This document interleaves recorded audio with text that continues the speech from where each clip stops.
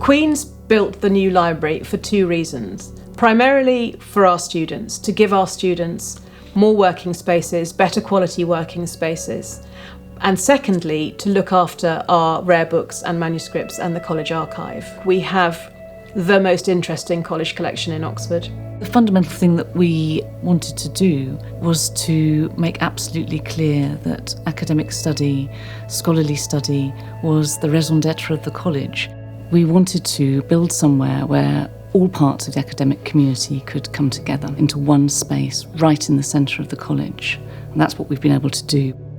It sends the message that you're really supporting the academic endeavour of the students. You're doing everything you can to help them get the best out of their experience here.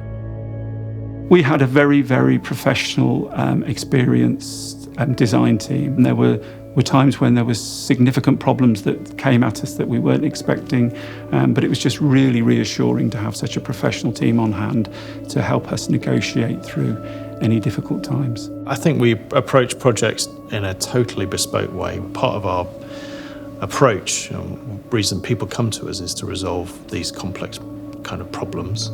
This was one of the final projects that Rick worked on. It was a classic problem that he really enjoyed solving. The site is bounded on all sides by something precious, either the Grade 1 listed library, the two medieval walls, and a very beautiful large copper beech tree. And we're trying to build as large a possible footprint as we dare build within these really quite precious parameters. The concept was an underground subterranean library connected to the existing library, therefore being connected to the main entrance, but also in this subterranean library to maximize the light. You don't get a sense that you're in an underground space, which is phenomenal actually. And as you walk down the stairs and see the Peat Library display case in front of you with all those amazing Egyptian artefacts sitting there, it tells you you're coming into somewhere special. And you turn round the corner and you just emerge into this large, naturally lit space. And the way that the bookcase is cut back and back, so as you walk through, it gets wider and larger, and then you emerge in the reading room.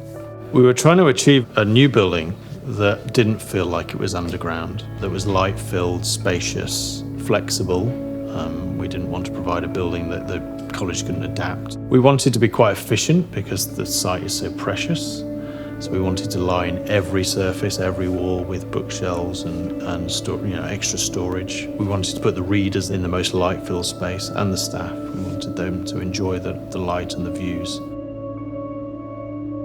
The existing garden is the Provost Garden, so in many ways it's a private garden. We looked at a number of different ways in this garden of being able to provide the privacy. The one that worked was the ha-ha concept, which means that the roof light brings in light, but is equally invisible. So from 2/3 of the new garden, you can't see the roof light, you wouldn't know it was there. When we developed the design, it was very clear that it needs to be very clear lines and that it needs to work hard in order to conceal all the guts that really make it work. Somebody coined a phrase about our work as deceptive simplicity, because we sort of hide, we do a lot of things to make things look simple, but actually there's a lot going on behind walls, in this case below bookshelves, so the ventilation system and the bookshelves are one in the same. We were very keen that the library was as environmentally aware and as green as design as we could possibly make it. We had installed 10 ground source heat pumps, which are 50 metres below the ground level of the basement. And there are thermal qualities regarding being underground. The ground source heat pumps that we have installed are providing the cooling and the heating for not only this building, but also the existing buildings. I think it's phenomenal considering the constraints of the site and how we didn't have that much space. It really feels spacious. I think it's an aspirational space. Enables students to be in a community which is also a community absolutely devoted to the best circumstances for study. That undergraduates, 18-year-olds, are studying alongside fellows, visiting professors from around the world, all together right in the heart of the college.